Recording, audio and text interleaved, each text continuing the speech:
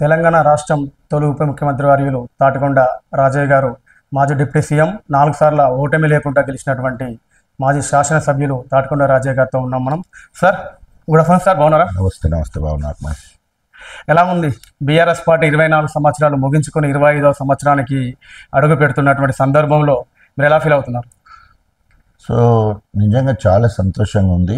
త్యాగాల పునాదుల మీద తెలంగాణ రాష్ట్రాన్ని సాధించాలనే లక్ష్యంతో మన నీళ్లు, మన నిధులు, మన నియామకాలు, మన ఆత్మగౌరవం, మన సంస్కృతిని కాపాడుకోవాలి, తెలంగాణను అభివృద్ధి చేసుకోవాలనే ఆలోచనతోటి, తెలంగాణ వెనుకబాటుతనాన్ని దూరం చేయాలనే ఆలోచనతోటి ఒక్కడిగా మొదలుపెట్టి ఈరోజు 60 లక్షల సభ్యత్వంతో దేశంలో ఒక ప్రాంతీయ పార్టీగా ఉన్న బీఆర్ఎస్ పార్టీ ఈరోజు 10 సంవత్సరాలు ప్రభుత్వాన్ని నడిపి దేశంలో నెంబర్ 1గా నిలిచింది. సో ఆ క్రమంలో మరి నేను కాంగ్రెస్ పార్టీలో దాదాపు 15 సంవత్సరాల నుండి కేసీఆర్ గారి పిలుపుని అందుకొని బీఆర్ఎస్ పార్టీలో చేరడం జరిగింది. అట్లా ఆ విధంగా నా ప్రస్థానం బీఆర్ఎస్ పార్టీలో మొదలైంది. 2009లో నేను కాంగ్రెస్ పార్టీ నుండి మహాకూటమిగా 4, అప్పుడు TRS party, TDP, CPI, CPM 4 పార్టీలు కలిసి మహాకూటమి అభ్యర్థిగా కడియం శ్రేణి నిలబడితే దాదాపు 12,000 మెజార్టీతోటి కాంగ్రెస్ నుండి గెలవడం జరిగింది. ఆ గెలిచిన సుఖం లేకుండా ఏదైనా ప్రజాహిత కార్యక్రమాలు చేయడానికి ఊర్లోకి వెళ్తే ఊరికి రావద్దు అని కంపేయడం కావచ్చు, ఊరికి పోతే వాటర్ ట్యాంకులు ఎక్కి దునుకుతామని విద్యార్థులు మరి ఆందోళనకు దిగడం కావచ్చు. ఆ క్రమంలో మరి అనేక సందర్భాల్లో 3 సార్లు రాజీనామా చేసినా కూడా స్పీకర్ యాక్సెప్ట్ చేయలేదు. 4వసారికి సకల జనుల సమ్మె జరిగే క్రమంలో మరి నేను రాజీనామా చేయడం జరిగింది. ఆ రాజీనామాను ఆమోదించడం జరిగింది. రాజీనామా చేయడానికి ప్రధాన కారణం ఏంటంటే తెలంగాణలో అధికారంలో ఉన్న ఎమ్మెల్యేలు రాజీనామా చేయాలి, అదేవిధంగా మిమ్మల్ని రాజీనామా చేస్తే కడుపులో తలబెట్టి గెలిపించుకుంటా, కాళ్ళు మొక్కి గెలిపించుకుంటా అని చెప్పేసి కేసీఆర్ పిలుపునివ్వడం, అదేవిధంగా పిట్టలు రాగా పిల్లలు చనిపోతున్నారనే ఉద్దేశంతో ఆనాడు అధికార కాంగ్రెస్ పార్టీకి ఎమ్మెల్యే పదవికి రాజీనామా చేసి తెలంగాణ జెండా పట్టుకొని కేసీఆర్ చేయి పట్టుకొని తెలంగాణ రాష్ట్రం మొత్తం తిరగడానికి నాకు అవకాశం వచ్చింది. అప్పుడు మళ్ళీ బై ఎలక్షన్లు వస్తే అంతకుముందు 12,000తో గెలిచిన నేను దాదాపు 2వసారి బీఆర్ఎస్ పార్టీ పక్షాన 33,000 మెజార్టీతో గెలవడం జరిగింది.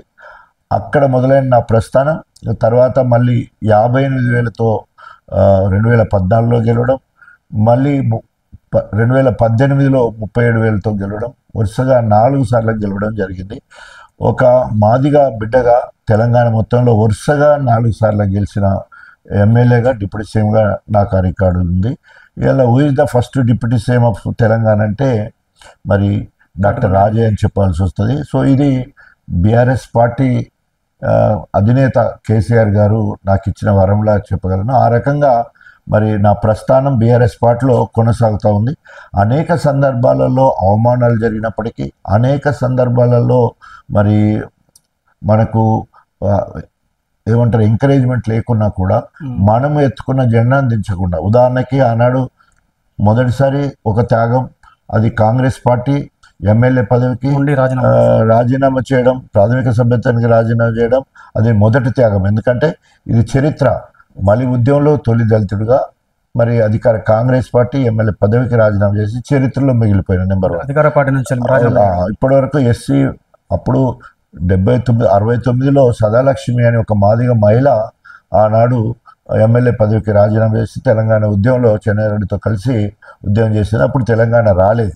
కానీ ఆమెను ఆదర్శంగా తీసుకొని మళ్ళీ ఉద్యమం, ఇది 2వసారి జరిగే ఉద్యమంలో మళ్ళీ ఒక దళితుడిగా నాకు మాత్రమే అవకాశం వచ్చింది రాజీనామా చేయడానికి. కానీ నా రాజీనామా ఉట్టిగా పోలేదు, తెలంగాణ పట్టుకొచ్చటానికి నా రాజీనామా ఉపయోగపడ్డది. సో ఆ రకంగా మొదటి త్యాగం. 2వ త్యాగము తెలంగాణ రాష్ట్రం ఏర్పడిన తర్వాత తొలి ఉప ముఖ్యమంత్రిగా, వైద్య ఆరోగ్య శాఖ మంత్రిగా 8 నెలలు మాత్రమే చేయడం జరిగింది. 8 నెలల్లో చేసి కాకి లెక్క కలకాలం కాకుండా కోకిల లెక్క కొన్నాళ్ళన్నట్టు ఉన్న కొద్ది సమయంలోనే వరంగల్ ఇమేజ్ కాపాడడం కోసం వరంగల్ జిల్లా మంత్రిగా ఉన్నాను కాబట్టి ఆ రోజు. సో ఆ సమయంలోనే కాళోజీ ఎల్టీ యూనివర్సిటీ తీసుకురావడం జరిగింది, కాళోజీ కళాక్షేత్రం తీసుకురావడం జరిగింది, కేఎంసి వెనక సైడు సెంట్రల్ గవర్నమెంట్ స్కీమ్ ద్వారా లెటర్ పెట్టి దానివల్ల super speciality hospital 150 bedded super speciality hospital తీసుకురావడం జరిగింది. నేను పిల్లల డాక్టర్ కాబట్టి నా పరంగా ఒక వరం ఎంజిఎం చేయాలనే ఉద్దేశంతో ఇంటెన్సివ్ పీడియాట్రిక్ కేర్ ఒక 50 బెడెడ్ సీరియస్ పేషెంట్ పెట్టడానికి మరి ఆ రోజు అది పెట్టడం జరిగింది. అదేవిధంగా జఫర్గఢ్లో ఒక civil hospital 50 bedded civil hospital తీసుకురావడం జరిగింది. ఇది జిల్లా స్థాయిలో వైద్య శాఖ మంత్రిగా ఉన్న కొద్ది సమయంలో కార్యక్రమం చేసుకోవడం. అదేవిధంగా గణపురానికి అనేక కార్యక్రమాలు చేయడం జరిగింది. ఆ క్రమంలో లేదా నేను ఉన్న సమయంలో బీఆర్ఎస్ పార్టీ ఎమ్మెల్యేగా 10 సంవత్సరాలు అక్కడ ఫ్లైఓవర్ బ్రిడ్జ్ కానీ, అండర్ పాస్ కానీ, పాలిటెక్నిక్ కళాశాల కానీ, మోడల్ స్కూల్ కానీ, కస్తూర్బా పాఠశాల కానీ, నా పూర్వజన్మ సుకృతం నేను చదువుకొని పైకి వచ్చిన కాబట్టి బీసీల కోసం జ్యోతిరావు పూలే పాఠశాలలు ప్రతి మండలంలో నియోజకవర్గంలో 2 మైనారిటీ పాఠశాలలు, తర్వాత మహిళా డిగ్రీ కళాశాల తీసుకురావడం జరిగింది. అదేవిధంగా నా సమయంలోనే ఇరిగేషన్ ప్రాజెక్టులు అంటే ధర్మసాగర్ రిజర్వాయర్ కావచ్చు, గన్పూర్ రిజర్వాయర్ కావచ్చు, గండిరామారం రిజర్వాయర్ కావచ్చు, అశ్వరాపల్లి రిజర్వాయర్ కావచ్చు, నవపేట రిజర్వాయర్ కావచ్చు, ఉప్పుగలు రిజర్వాయర్ కావచ్చు, ఇట్లా అనేక రిజర్వాయర్ల హబ్బుగా మరి 150,000 ఎకరాలకు నీళ్ళిచ్చే స్థిరీకరణ చేసుకోవడం జరిగింది. పైనుండి బొమ్మకూరు చిట్టకోడు నుంచి కూడా గణపూర్కు నీళ్ళు అంటే దాదాపు 9 రిజర్వాయర్లతోటి వాళ్ళ గణపురానికి నీళ్ళు వచ్చే పరిస్థితి ఉన్నది. ఆ రకంగా నా భూతో నా భవిష్యత్తు గణపూరు రిజర్వాయర్లు ఎండవు, కరువు రాదు అన్నట్టు రాజయ్య గారు 10 ఉన్న సమయంలో ఇవన్నీ వచ్చాయి గుర్తుగా. సో ఇవన్నీ కూడా అంటే చాలా గొప్పగా అంటే నేను ఎందుకు ఇవి చెప్తున్నానంటే 10 సంవత్సరాల బీఆర్ఎస్ ప్రభుత్వము ప్రజారంజక పాలన అందించింది. కేసీఆర్ ఏళ్ళు చూపితే కొండబాకే విధంగా నా నియోజకవర్గాన్ని అన్ని రకాలుగా అభివృద్ధి చేయడం జరిగింది. సో ఆ రకంగా బీఆర్ఎస్ పార్టీలో నా ప్రస్థానం. సో కాకి లెక్క కలకాలం కాకుండా కోకి లెక్క కొన్నాళ్ళు ఉన్నా కూడా గొప్ప కార్యక్రమాలు చేయడం జరిగింది. బీఆర్ఎస్ పార్టీ నుండి 4 సార్లు ఎమ్మెల్యే గెలిచినటువంటి మీరు ఆశపడ్డట్టు ఎమ్మెల్యే టికెట్ ఇవ్వలేదు, ఎంపీ టికెట్ ఇవ్వలేదు. రాజకీయంగా రాబోయే రోజుల్లో మీ ఆశ ఏంటి అసలు?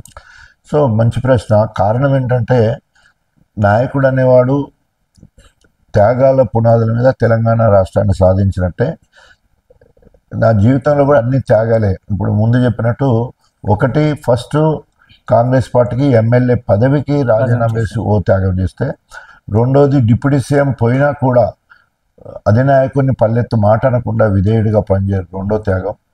మూడో త్యాగము మొన్న 2023 డిసెంబర్లో జరిగిన ఎన్నికల్లో నాకు టికెట్ ఇవ్వకుండా జనగాం నియోజకవర్గ ఇన్ఛార్జి బాధ్యతలు గన్పూర్లో కడియం శ్రేయర్కి టికెట్ ఇచ్చి గెలిపించే బాధ్యత నాకు పెట్టడం జరిగింది.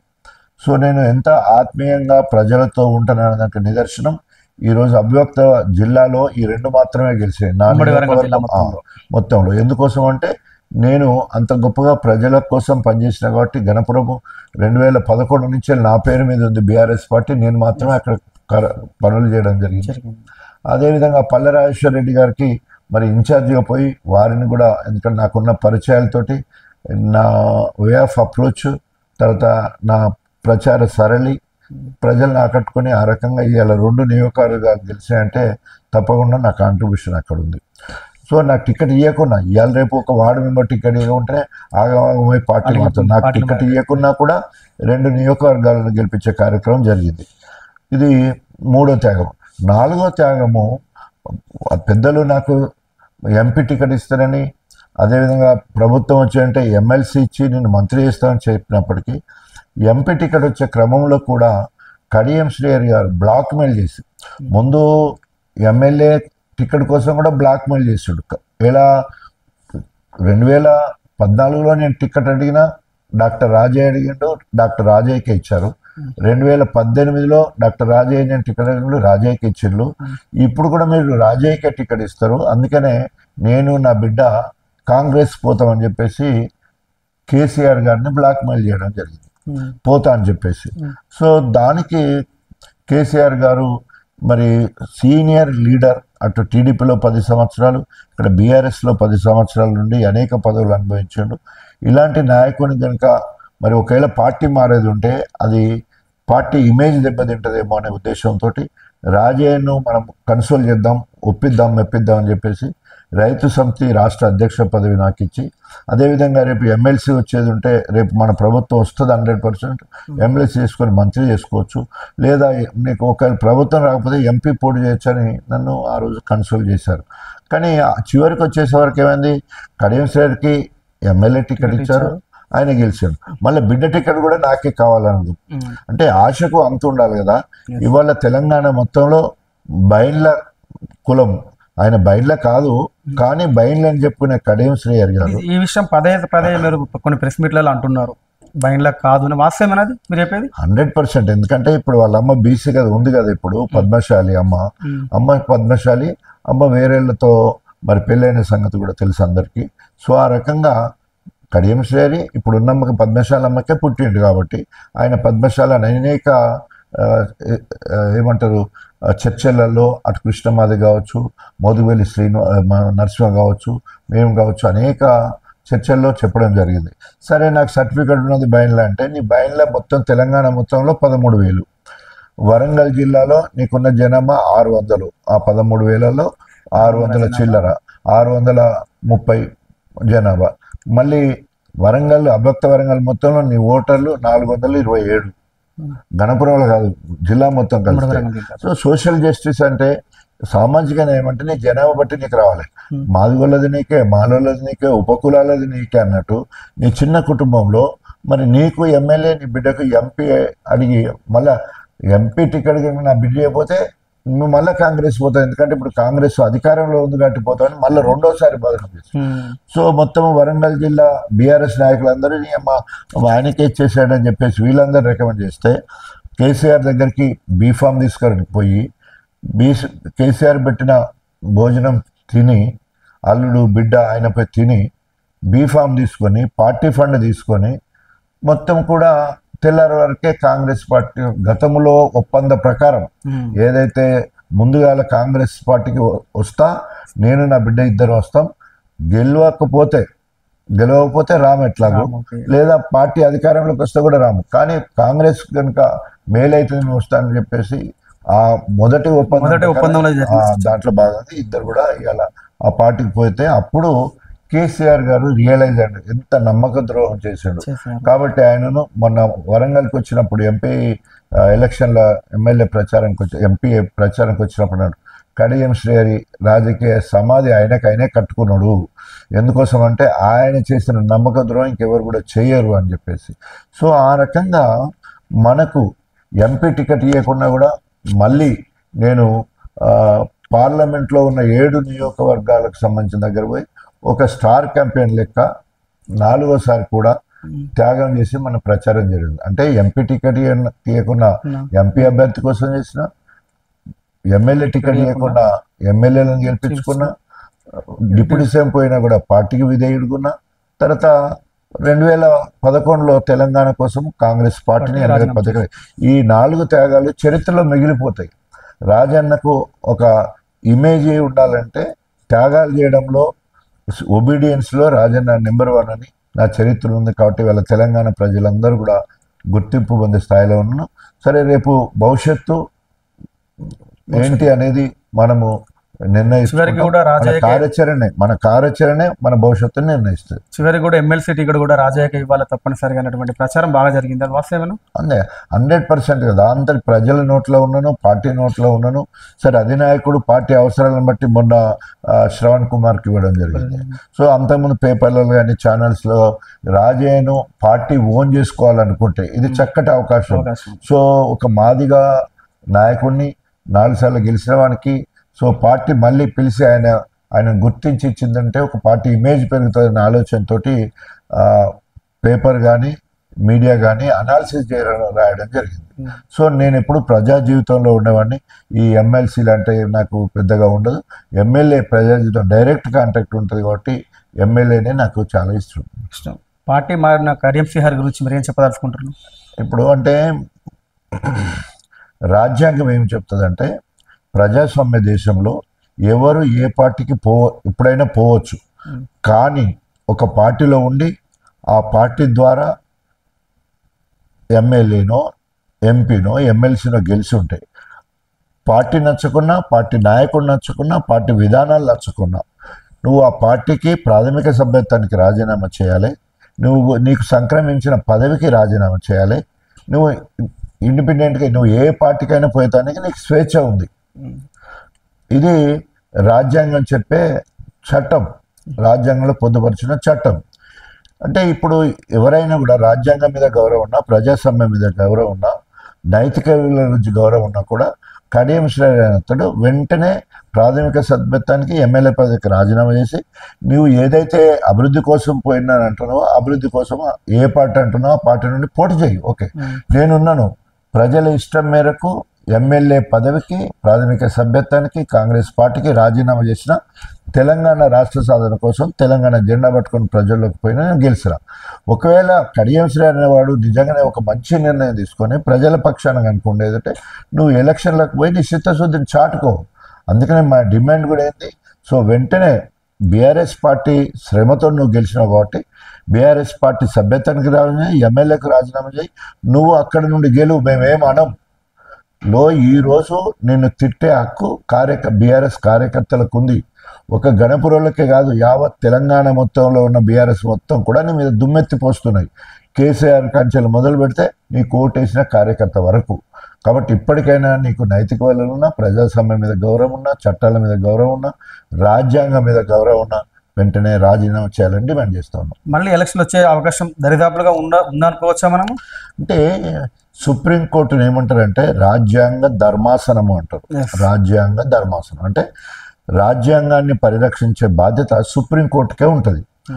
ఆ తీర్పు కాస్త లేటుగా రావచ్చు లేదా వెంటనే ఇవ్వచ్చు, కానీ తప్పకుండా మాత్రం తీర్పు వస్తుంది. ఆయన డిస్క్వాలిఫై కావాల్సిందే. ఆ డిస్క్వాలిఫై అయ్యే ముందు అది స్పీకర్కు బాధ్యత చెప్తారు. ఇది మీ పరిధిలో ఉన్నది కాబట్టి మీరు ఆయన పార్టీ మారినట్టు క్లియర్గా ఉంది కాబట్టి మీరు 2 నెలల్లో 3 నెలల్లో ఆయనతోని ఆయన చర్యలు తీసుకోవాలన్నప్పుడు చర్య తీసుకునే ముందు ఈయనకు చెప్తారు. చర్య తీసుకుంటే 6 సంవత్సరాలు డిస్క్వాలిఫై చేయాల్సి ఉంటుంది. అప్పుడు ఎమ్మెల్యే కూడా పోటీ చేసే అవకాశం. సో కాబట్టి వాళ్ళు రూలింగ్ గవర్నమెంట్లో ఉన్నారు కాబట్టి వాళ్ళు ముందే ఇంటిచ్చేసి ఏం చేస్తారంటే అక్కడ కింద రాజీనామా అని చెప్తారు. సో అట్లా బై ఎలక్షన్ వచ్చేదానికి అవకాశం ఉంటుంది.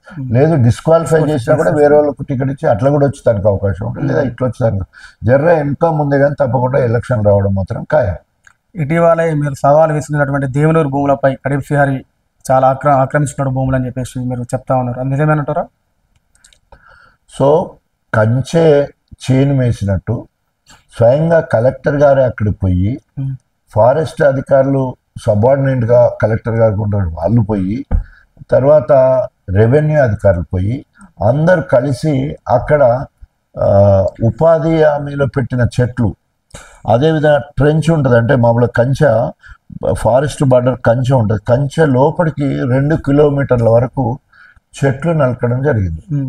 సో వాల్టా చట్టం ద్వారా చెట్లు ఈవెన్ పట్టదారుల చెట్లు అయినా కూడా నరకాలంటే పర్మిషన్ తీసుకోవాలి. అక్కడ గ్రావెల్ మట్టి తీసిండు కదా, మొత్తం పెద్ద బొందలు 1000 ట్రాక్టర్ల మట్టి తీసిండు, దానికి మైనింగ్ పర్మిషన్ ఉండాలి. తర్వాత ఏ ఫారెస్ట్ అయినా లేకపోతే ఎక్కడైనా కూడా చెట్లు కొట్టొద్దు, ఎందుకంటే పర్యావరణాన్ని కాపాడుకోవాల్సిన బాధ్యత ఉంది. హన్మకొండ జిల్లాకు 1% మాత్రమే ఫారెస్ట్ ఉన్నది, అది ఒక్కటే. హన్మకొండ జిల్లా మొత్తంలో దేవనూరు, ముప్పారము, వేలేరు, ఎర్రబెల్లి, దామరి మధ్యలో ఉండే దాదాపు 3,950 ఎకరాల వరకు ఉన్నది. అది మనకు ఆక్సిజన్ ఇస్తూ ఉన్నది. సో దాన్ని కొట్టేయడం తప్పు, తర్వాత ఆక్రమించడం తప్పు. తర్వాత ఎంక్వైరీలో ఉంది దాన్ని ఏమంటారు సిసిఏకి పంపించడం జరిగింది. అక్కడ ఎవరికైతే అలాట్ చేసి వస్తాయంటే పంపించచ్చు. మాది అంటే మీది కాదు కదా, మీరు జాయింట్ ఏమంటారు సంఘాన్ని వేసి నివేదిక ఇచ్చి పంపించారు. అంటే ఫారెస్ట్ వాళ్ళు రెవెన్యూ వాళ్ళు కలెక్టర్ కలిసి ఒక నివేదిక పంపించారు నిర్ణయం తీసుకోవడానికి. సో వాళ్ళు నిర్ణయం తీసుకొని రాకముందు ఇక్కడ అడవి కొట్టించే కార్యక్రమం చేశారు. నెంబర్ 1. నెంబర్ 2 నాకు ఒక గుంట ఉంటే రాసిస్తా అంటున్నాడు. ఆయన స్వయంగా దేవునూరులో బినామీ తోటి దాదాపు 23 ఎకరాల ల్యాండ్ ఉన్నది. ఆయన పోయి దిగిన ఫోటోలు మా దగ్గర ఉన్నాయి.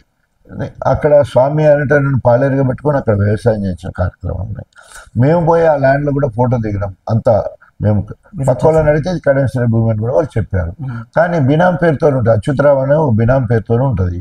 అక్కడ మొన్న రీసెంట్లీ ఒక 45 ఎకరాలు ముప్పారం నుంచి కూడా వాళ్ళ ఆంధ్రాలతో అగ్రిమెంట్ కొనడానికి ఒక ఏర్పాటు చేయడం జరిగింది. ఆ ల్యాండ్ పోయడానికి బలవంతంగా రైతులను బెదిరిస్తూ దారి తీసుకొని లోపల దాకా పోయే ప్రయత్నం చేయడం జరిగింది. సో మాకు తెలిసిన సమాచారాన్ని బట్టి మేము అక్కడ పోయి చూస్తే ఫారెస్ట్లోకి ఎంటర్ అవుతున్నారు అన్నారు. సో ఇదే మాధ్యమిక మీడియాలో వచ్చింది 1000 ఎకరాలు అన్యాక్రాంతనకు గురవుతుందని. సో ప్రతిపక్షంగా మేము ప్రశ్నిస్తాం, నిలదీస్తాం, అడుగుతాం. మేము కాదు అని ప్రూవ్ చేసుకోవాల్సిన బాధ్యత నీది. సో దాన్ని ఏమన్నా మేము కలెక్టర్ ఇన్వాల్వ్ అయ్యిండు, ఫారెస్ట్ రేంజర్ ఇన్వాల్వ్ అయ్యిండు, రెవెన్యూ అధికారులు ఇన్వాల్వ్ అయ్యింది కాబట్టి ఇది కంచె చేను వేసినట్టుంది. కాబట్టి ఇది సిట్టింగ్ జడ్జి తోటి, హైకోర్టు సిట్టింగ్ జడ్జి తోటి ఎంక్వైరీ చేయాలి, నిజాలు తెలుసాలను.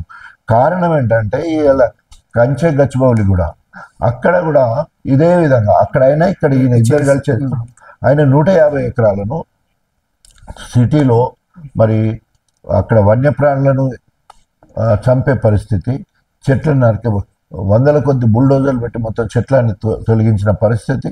సుప్రీంకోర్టు అనేక సార్లు ఇప్పటికే రేవంత్ రెడ్డికి మొట్టికాయలు వేసినా కూడా ఆఖరికి సిఎస్ చీఫ్ సెక్రటరీ జైలుకి పోతామన్నంత ఘాటుగా మరి స్పందించిన సంగతి మనకు తెలుసు. అవన్నీ ఫేక్ వీడియోలు, ఒక్క వన్యప్రాణులు ఏదో అన్ని బీఆర్ఎస్ పార్టీ మాత్రమే సృష్టించినటువంటి ఫేక్ వీడియోస్ అనేది కూడా ఒక వాదన. తప్పు చేసిన వాడు అవినీతి పరుడు, నేను అవినీతి చేసినాను తప్పు చేసినాను చెప్పాడు కదా. చట్టాలు ఎవరికి చుట్టం కాదు. ఎంక్వైరీ చేస్తే నిజమని తేలింది.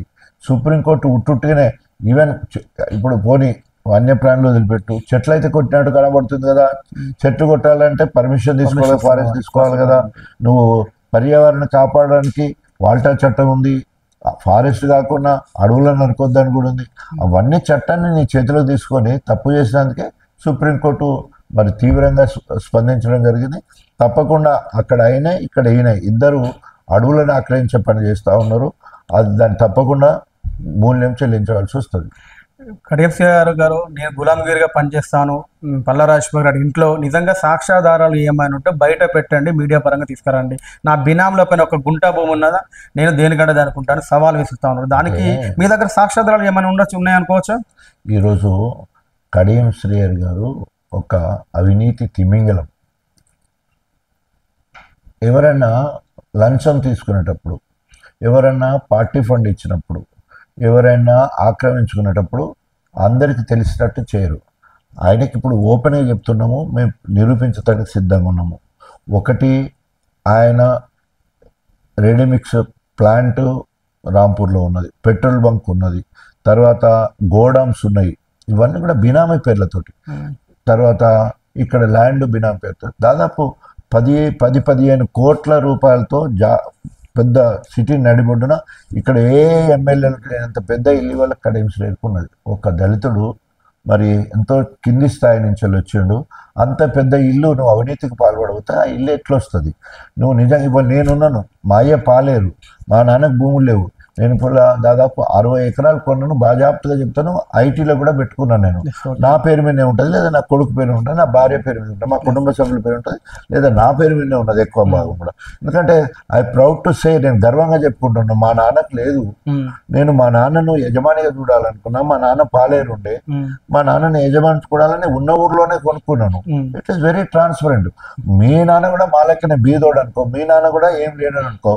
సో నువ్వు గొప్ప చెప్పుకోవాలి కదా, నాది ఇక్కడ భూమి ఉన్నది, అక్కడ ఉన్నది. లేదు అనుడో వేరే పేర్ల మీద కొనడో అంత అవసరం ఏమున్నది నీకు? వేరే బినామీ పేర్లతోటి ఎందుకు కొనాలి? కొని మళ్ళీ ఆడ ఎట్లాగో అచ్యుతరావు అంటేనే హనుమంతరావు కొడుకు రాంపూర్ ఆయన పేరు మీద భూమి ఉంటుంది. ఇవన్నీ కూడా అంటే ఎందుకు, ఎవరిని మభ్య పెట్టడానికి నువ్వు లేనోడు లేని లెక్క ఉండొచ్చు, ఉంటే ఉన్నదని చెప్పొచ్చు కదా. ఎందుకు నీకు ఉన్నదంటే కూడా ఎవరు నీ మీద అసూయ పడరు. ఎందుకోసం అంటే నువ్వు అక్కడ టీడీపీలో ఉన్నప్పుడు 4 పోర్ట్ఫోలియోలు, మార్కెట్ శాఖ చేస్తేవి, సోషల్ ఫేర్ చేస్తేవి, ఎడ్యుకేషన్ చేస్తేవి, ఇరిగేషన్ చేస్తేవి, 10 సంవత్సరాలు అక్కడ. బీఆర్ఎస్కి వచ్చినాక ఎంపీగా చేస్తేవి, 2 సార్లు ఎమ్మెల్సీ చేస్తేవి, ఉప ముఖ్యమంత్రి చేస్తే, ఎడ్యుకేషన్ మినిస్టర్ చేస్తే, ఇప్పుడు మళ్ళీ ఎమ్మెల్యే. నువ్వు నేను గిన్ని పదవులు చేసినా కాబట్టి నాకు ఈ మాత్రం ఉండొద్దు అంటే ఎవరు అన్నారు. నాకు ఏం లేదు, నేను నీతిపరుని అని చెప్పేస్తే ఎట్లా ఉంటుంది అంటే నీతి బీరకాయల నెయ్యి ఎంత ఉంటుందో ఆయన మాటలంతా నీతి అంతా ఉంటుంది. కాబట్టి ఆయన చెప్పేటన్ని అబద్ధాలు. ఆయన తిమింగిలం, అవినీతి తిమింగిలం ఇక్కడ ఉన్నాయి, హైదరాబాద్ ఇళ్ళు ఉన్నాయి, అమెరికాలో ఇళ్ళు ఉన్నాయి, సింగపూర్లో మలేషియాలో భూములు ఉన్నాయి. ఆయన నిజంగా విపరీతంగా సంపాదించుకున్నాడు. ఇవాళ వరంగల్ జిల్లాలో జరిగిన అన్ని ఎలక్షన్లో ఎక్కువ ఖర్చు పెట్టేది అంటే ఆయన 99లోనే 500 ఒక ఓటు కొనుక్కున్న మహానుభావుడు. 99 ఎలక్షన్లో 500 రూపాయలు పెట్టి ఓటు కొంటే ఆయన అనుచరులను ఎన్కౌంటర్ చేయడం జరిగింది అన్నలు మరికొండలో. అంటే ఎందుకు యాదగిరి అంటే ఆయన వీళ్ళ చుట్టం ఒక ఆయన ఉంటే ఆయన ద్వారా డబ్బులు పంచుతూ ఉంటే ఆయన నామిని 4,460 ఓట్లతో గెలిస్తే ఆ దృష్టిలో పెట్టుకొని అన్న ఎన్కౌంటర్ చేసేసాం, అన్నలు కాల్చి చంపేసాను. అంటే సందర్భం కాకపోయినా కూడా ఆయన ఎప్పుడు కూడా పైసల మీదనే గెలవడం, అది కూడా సావు తప్పి లొట్టబడ్డట్టు. 4,000, 4,600, మొన్న 7,000 ఆయన గెలుపుకి అంతే. అదే నేనున్నాను 12,000, 33,000, 58,000, మొన్న లాస్ట్కి 37,000. అంటే ఎంత గొప్పగా ప్రజలలో ఉంటే ఇలాంటి గెలుపు వస్తుంది, పైసలతో గెలితే అలాంటి గెలుపు వస్తుంది. సో రేపు ఎప్పుడు ఎలక్షన్లు వచ్చినా కూడా ఇవాళ గణపురం వాళ్ళు ఓడగొట్టాలి అనుకోవట్లే, మొత్తం యావత్ తెలంగాణ బిడ్డలందరూ కూడా కడియం శ్రేణి చేసిన మోసానికి ఆయన ఓడగొట్టాలని అనుకుంటున్నారు. కాంగ్రెస్లో ఉన్న సీనియర్లు మంచి సిన్సియర్లు ఆయన ఓడగొట్టాలి. ఎందుకంటే కాంగ్రెస్ వాళ్ళు ఓడగొట్టాలనుకున్నా కూడా బీఆర్ఎస్ వాళ్ళుగా గెలిచిండు ఆయన. ఇవాళ ఆ కాంగ్రెస్ వాళ్ళే వచ్చేసి ఒకటేమో ఎమ్మెల్యే నా నోట్ కార్డు బుక్క గుంజుకున్నావు, మా చెల్లె ఇందిరా కాంగ్రెస్ నిలబడితే ఆమె కంచమే గుంజుకున్నాడు, అదే బుక్క గుంజుకుండా కంచమే లేకుండా చేసేది. సో ఆ రకంగా అలాంటి అవినీతి పరుణ్ణి, అంత స్వార్థపరుణ్ణి అటు కాంగ్రెస్ వాళ్ళు ఇటు బీఆర్ఎస్ వాళ్ళు ఇద్దరు కలిసి డబుల్ ధమాకా డిపాజిట్ రాకుండా చేయాలని ఇలా గణపూర్ ప్రజలందరూ కూడా నిర్ణయించుకున్నారు. ఎలా ఉంది కాంగ్రెస్ పార్టీ పాలన? కాంగ్రెస్ పాలన జస్ట్ 0 మార్క్స్. ఇప్పటి వరకు 1,60,60,000 కోట్ల రూపాయలు అప్పు తీసుకొచ్చి ఆయన ముఖ్యమంత్రి కాపాడుకోవడానికి రాహుల్ గాంధీకి కప్పం కడుతున్నాడు.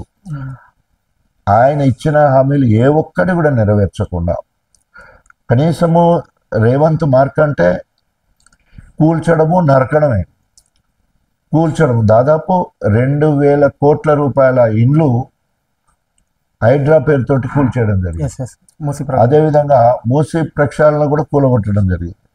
ఇవాళ కంచెగచ్చిబౌల్లో ఇళ్లను నరికేయడం, పీకేయడం జరుగుతూ ఉన్నది.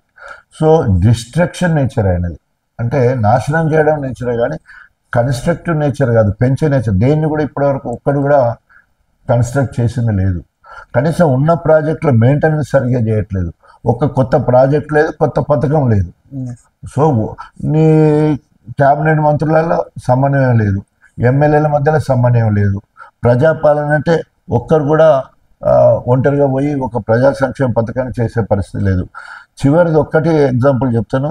26 జనవరికి మరి రేషన్ కార్డు ఇస్తాము, ఇందిరమ్మ ఇల్లు ఇస్తాము, రైతు భరోసా కింద రైతులకు రైతు బంధుగా ఇచ్చే పైసలు ఇస్తాము, తర్వాత రుణమాఫీ చేస్తామని చెప్పేసి, తర్వాత ఆత్మీయ భరోసా కింద భూమి లేని ప్రజలకి smallest of the small village in a mandal, అంటే ఒక మండలంలో అతి చిన్న ఊరు తీసుకొని అక్కడ కూడా ఈ 5 పథకాలు లేవు. అంటే అక్కడ ఒక రేషన్ కార్డు ఇవ్వలేదు, అక్కడ ఇందిరమ్మ ఇల్లు ఇవ్వలేదు, బిల్లు ఇవ్వలేదు, తర్వాత అక్కడ ఆత్మీయ భరోసా కింద వ్యవసాయ కూలీలకు ఈవెన్ వాళ్ళు జాబ్ కార్డు ఉండే జాబ్ కార్డు పట్టుకుని అవి ఇవ్వలేదు, రుణమాఫీ చేయలేదు. ఇక మరి నువ్వు ఊరికే డేట్లు ఇచ్చుడు, డేట్లు నేను ఎవడు ఎంబడబడతాను, ప్రజలు ఎంబడబడలే, నువ్వే నీ అంత డిసెంబర్ పోన్లీ 2 లక్షలు తెచ్చుకోండి, మళ్ళీ నేను ఇస్తూనే ఉంటాను.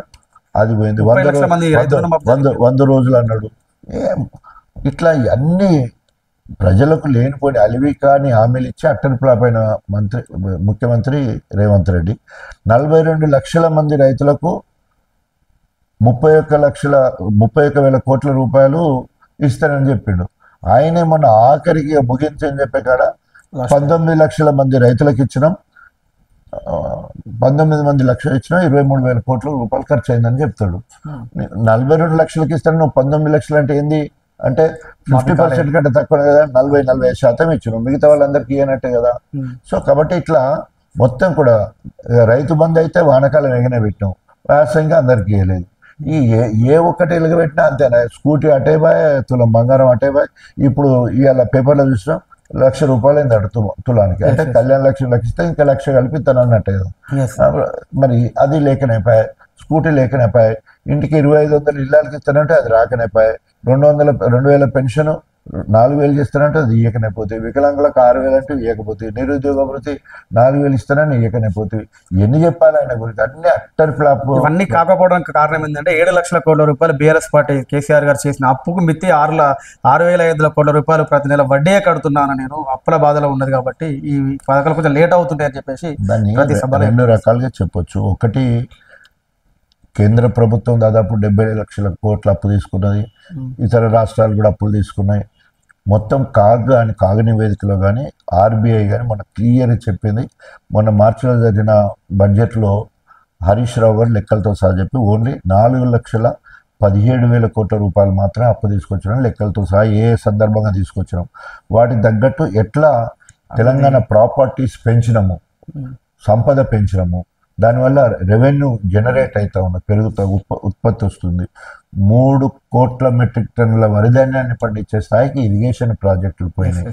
సో దానివల్ల భారతదేశంలో నెంబర్ 1 రాష్ట్రంగా వాళ్ళ తెలంగాణ అన్నపూర్ణగా పేరున్నది. తర్వాత మిషన్ భగీరథ కింద ఇంటింటికి నల్లిచ్చే కార్యక్రమం, ప్రతి జిల్లాలో ఒక మెడికల్ కాలేజ్ పెట్టినాం, ప్రతి జిల్లాకు ఒక కలెక్టరేట్ కట్టుకున్నాం. తర్వాత మిషన్ కాకతీయ ద్వారా మరి తెలంగాణలో ఉన్న 45,000 చెర్లను మరమ్మతులు అన్ని ఏది చేసినా కూడా సాచురేషన్ మూడ్. కొందరికి ఇచ్చే పథకాలు కేసీఆర్ దగ్గర లేని, అందరి రైతులకు రుణమాఫీ, అందరి రైతులకు రైతు బంధు, అందరికీ 24 గంటల ఉచిత కరెంటు, అందరికీ అన్ని రకాలుగా ఏది చేసినా కూడా అందరికీ పదం సాచురేషన్ మోడ్లో మళ్ళీ అది కూడా. సో ఇన్ని చేసి మరి ఆ మాత్రం అప్పు చేసుకొచ్చి నీకు ఎలక్షన్, ఇదొక ఒక భాగం అయితే, రెండో భాగం ఎలక్షన్లకు రాకముందే అనేక సందర్భాలలో రేవంత్ రెడ్డి అసెంబ్లీలో మాట్లాడాడు అప్పు చేసినట్టు. అంటే నువ్వు వచ్చే వరకు అప్పులని పోతాయా? అప్పులు ఉన్నాయి, వనరులు ఉన్నాయి, సంపాదన ఉంది, అభివృద్ధి కూడా ఉన్నది. నువ్వు వచ్చిన తర్వాత అప్పులు ఉన్నాయని తెలుసుకొనే వస్తుంది. ఇక్కడికి వచ్చినాక మళ్ళీ అప్పులు ఉన్నాయంటే ఎట్లా? ఈ అప్పులున్న దానికి రాబడి ఎట్లా పెంచుకోవాలి, వనరులు ఎట్లా పెంచుకోవాలి, నీ సంపద పెరిగేది ఉంటే ఆటోమేటిక్గా అప్పులు మెల్లమెల్లగా ఉంటుంది. నీకు ఒక దేశానికి కానీ ఒక రాష్ట్రానికి కానీ అప్పులు ఇస్తున్నారంటే నీకు కట్టే కెపాసిటీ ఉంటేనే ఇస్తారు, నీకు సంపదను చూపిస్తేనే ఇస్తారు. సో ఇవాళ నాకు ఎవరు అప్పులు ఇస్తలేరు అంటే నీ పలుకుబడి లేదు కదా, ఇక్కడ నీ పలుకుబడి లేదని నువ్వే చెప్పుకుంటున్నావు, ఇది లేకపోతున్నావు, రైతు భరోసా ఇస్తలేమో నేను తుమ్మల నాగేశ్వరరావు అంటున్నాడు. ఏం ఫెయిల్యూర్ భాష అది, అట్టర్ ఫ్లాప్ కదా. వాళ్ళు మేము ఇవ్వలేకపోతున్నావు అంటే నువ్వు ఎందుకు ఇస్తానన్నావు? మరి మేము వాళ్ళని అడిగిన ప్రజలు ఇవ్వమని నువ్వు అధికారంలోకి రావడానికి నీ అంత నువ్వే రైతు బంధు బిచ్చగానికి ఇచ్చినట్టు 10 ఇస్తున్నాడు, నేను 15,000 ఇస్తా, ఎవడన్నమన్నా నిన్ను? పోనీ ఇంకా రేవంత్ రెడ్డి రియలైజ్ అయ్యడానికి ఒక సీనియర్ పొలిటీషియన్గా చెప్తున్నాను. సో నేను గెలవడానికి అనేక హామీలు ఇచ్చినాను, నాకు 5 సంవత్సరాల సమయం ఉన్నది. సో నాకు మ్యాండేటరీ ఫర్ 5 years, నా పీరియడ్ 5 ఏళ్ళు నా గవర్నమెంట్. ఈ 5 ఏళ్లలో కనుక నేను ఇచ్చిన హామీలు నెరవేర్చకపోయేది ఉంటే మీరు ఇచ్చే తీరు కట్టుబడి ఉంటాను. ప్రజలలో నాకు కొంత సమయం ఇస్తే నేను వనరులు సమకూర్చుకొని అవన్నీ ఒక్కొక్కటిగా చేస్తాను అని కనుకపోయేది ఉంటే ప్రజలు క్షమించడం. మరి అవుపడ్డ దేవుడి మిల్లల్లో ఒట్టేస్తావు, 100 రోజులు అంటావు, దసరా అంటావు, 26 జనవరి అంటే ఎవడు పెట్టవారు దేవుడు, ఏ జిల్లాకి పోతే ఆ దేవుని మీద ఒట్టెత్తి ఏమి అన్నట్టు, అది తుగ్లక్ పని కాకపోతే తుగ్లక్ చేస్తారు. అందుకనే పరిపక్వత చెందిన నాయకుడుగా అయిపోతుంది. ఎలక్షన్లప్పుడు అందరూ హామీలు ఇస్తారు, వాళ్ళు కూడా హామీ ఇచ్చారు. నేను ముఖ్యమంత్రి అయినా మీ రుణం తీర్చుకుంటా, 5 ఏళ్ళు నాకు ఇచ్చిన సమయం, ఈ 5 ఏళ్ళలో మొత్తం కూడా నేను ఏమైతే హామీ ఇచ్చినా అన్నీ ఇస్తాను అని చెప్తే అయిపోతుంది. కథ పాయ తొక్కుకుంటూ వచ్చిన పేగులు మెడలు వేసుకుంటా, కనుగుడ్లతో ఆడుకుంటా, గోళీలు ఆడుకుంటా, తొండలు జోరిస్తా, ఏం భాష? సీఎంగా మాట్లాడితే మొత్తం ప్రజలందరూ కూడా ఇవాళ నిన్న అదే భాషతో తిట్టబట్టింది. నువ్వు కనుక తిట్లు మొదలు పెట్టబోతే ప్రజలు నిన్ను ఎందుకు తిడతారు? ఒక్కొక్కరు ఎలాంటి తిట్లు తిడుతుండండి, భరించలేని బాధ. సో కాబట్టి ఏదేమైనా కూడా ఈరోజు అట్టర్ ఫ్లాప్ గవర్నమెంట్, కాంగ్రెస్ ప్రభుత్వం, రేవంత్ రెడ్డి. సో ఏదైనా రేపు జరిగే బహిరంగ సభ లక్షలాదిగా తరలిస్తారు. ఎన్ని లక్షల జనాభా వచ్చేటువంటి అవకాశం ఉంది వరంగల్ జరిగే సభ? వరంగల్ అంటేనే బహిరంగ సభలకు పరాకాష్ట. అంతకుముందు సింహగర్జన పేరుతోటి భారతదేశంలో ఆయన మహాసభలలో ఒక సభగా నిలిచిపోయింది. ఇప్పుడు మా లక్ష్యం కేసీఆర్ గారు దిశానిర్దేశం చెప్పింది ఏంటంటే ప్రపంచంలో జరిగిన బహిరంగ సభల్లో ఒకటిగా గుర్తింపు పొందాలి. ఒక 10 లక్షల వరకు అయ్యేదంటే ఏదో అంచనా వేయొచ్చు, కానీ 10 లక్షలు దాటితే అంచనా కూడా వేయలేము. 15 లక్షలు 20 లక్షలు ఎక్కడో వద్దో చెప్పలేము పరిస్థితి ఉంటుంది. కాబట్టినే స్వయంగా కేసీఆర్ గారి పర్యవేక్షణలో ఈ కార్యక్రమం జరుగుతుంది. అన్ని జిల్లాల అవిభక్త జిల్లాలకు సంబంధించిన ముఖ్య నాయకులందరితో మాట్లాడి ఇంచు మరి దాని మీద అవగాహన పెంచుకొని ఒక 1500 ఎకరాలలో కార్యక్రమం చేయడం జరుగుతుంది. దాంట్లో భాగంగా గన్పూరు మరి దాదాపు 30,000 మందిని తరలించాలంటే తండోపతండాలుగా తరలి వచ్చడానికి సిద్ధంగా ఉన్నది. ఎందుకంటే తెలంగాణ మొత్తమేమో కాంగ్రెస్ వ్యతిరేకంగా ఉన్నారు. గణపురం కాంగ్రెస్కు వ్యతిరేకం, కడియం శ్రేయర్కి వ్యతిరేకం. ఈ రెండింటి వల్ల డబుల్ ధమాకా, తండోపతండాలుగా కేసీఆర్ ఏమి దిశానిర్దేశిస్తారు, 16 నెలల్లో ఏమి చేయలేదు, రేపు రాబోయే రోజులలో ఈ ప్రజాపాలన మీద ఎట్లా కత్తి కడతారు, ఎట్లా దిశ నిర్దేశిస్తారు, మళ్ళీ కేసీఆర్ పాలన రావాలి అని కోరడానికి ఇవాళ అనేక మంది లక్షలాదిగా తరలించడానికి ఉన్నది. దాంట్లో ఇక గొప్పగా నా అదృష్టం ఏంటంటే కేసీఆర్ ఇచ్చిన టార్గెట్లో కూడా మొత్తము 119 నియోజకవర్గాల కంటే ఎక్కువ వచ్చేది గణపురం నుంచి వెళ్ళి ముందు వరుసలో ఉండేది గణపురం. 30,000 మంది మేము, మిగతా అన్ని కూడా 20,000 మంది, 10,000 మంది లేదా 5,000 మంది ఎట్లా టార్గెట్ ఇవ్వడం. దాంట్లో గన్పూర్కు మరి ఎక్కువ టార్గెట్ కూడా ఇవ్వడం జరిగింది. దానికోసం తీవ్ర స్థాయిలో కృషి చేయడం జరిగింది. జన సమీకరణ చేయడం కోసం వెహికల్స్ సరిపోతున్నాయి. మన తెలంగాణ రాష్ట్రం, కర్ణాటక, మహారాష్ట్రను కూడా తెప్పిస్తున్నారు. బార్డర్స్ నుంచి వచ్చేది మనం తెప్పించుకోవచ్చు, కానీ సో ఎక్కడ అందుబాటులో ఉన్న వాహనాలు అక్కడే. ఒక ఊర్లో టాటా ఏసీలున్నా, ఆటోలున్నా, తర్వాత డీసీఎంలున్నా, తర్వాత ఏ వాహనం దొరికితే ఆ వాహనం పట్టుకొని వస్తున్నారు. మా దగ్గర ఎడ్ల బండ్ల మీద వచ్చేటోళ్ళు ఉన్నారు. మా దగ్గర సోమదేవరపల్లి నుండి దేవునూరు ఈ రెండు గ్రామాలు 3-4 కిలోమీటర్లు కాబట్టి నడుచుకుంటూ వచ్చేదానికి కూడా ప్రణాళిక సిద్ధం చేసుకొని పోతున్నారు. ప్రభలు ఏర్పాటు చేసుకొని వచ్చేదానికి సిద్ధపడుతూ ఉన్నారు. అంటే వినూతన కార్యక్రమాలు చేసుకుంటూ ఆ సభలో గుర్తింపు పొందడానికి సో గణపురం నియోజకవర్గం ముందు వరుసలో ఉండి కార్యాచరణ చేపడుతుంది. సభకు రావడం కోసం ప్రజలకు ఏమి చెప్పాలనుకున్నారు ఇప్పుడు తెలంగాణ రాష్ట్ర ప్రజలు? తప్పకుండా ప్రజలే ఈరోజు తెలంగాణ వాదులు, తెలంగాణ అభిమానులు, బీఆర్ఎస్ శ్రేణులు, అన్నిటికంటే ముఖ్యంగా బీఆర్ఎస్ ప్రభుత్వంలో లబ్ధి పొందిన ప్రతి ఒక్కరు కూడా 200 ఉన్న పెన్షన్ 2,000 చేసాడు. వాళ్ళు మర్చిపోతలేరు. రైతులకు పెట్టుబడి కింద 10,000 ఇచ్చింది మర్చిపోతలేరు. ఉచిత కరెంట్ ఇస్తే మర్చిపోతలేరు. అట్లా స్వచ్ఛందంగా వాళ్ళే వచ్చడానికి అవకాశం ఉన్నది. వాళ్ళ కోసము వాహనాలు సమకూర్చడానికి శాయశక్తులు మేము కృషి చేస్తా ఉన్నాం. సో తప్పకుండా ఇది లక్షలాది మందిగా తరలివచ్చి ఈ సభ దిగ్విజయం అవుతుంది. ఇది ఈరోజు జరిగినటువంటి డిప్యూటీ సీఎం మాజీ తాటికొండ రాజయ్య గారితో ఇంటర్వ్యూ. మరొక వారం మరొక అతిథితో చూస్తూనే ఉన్నాం PMTV ఛానల్. ధన్యవాదాలు సార్. Thank you.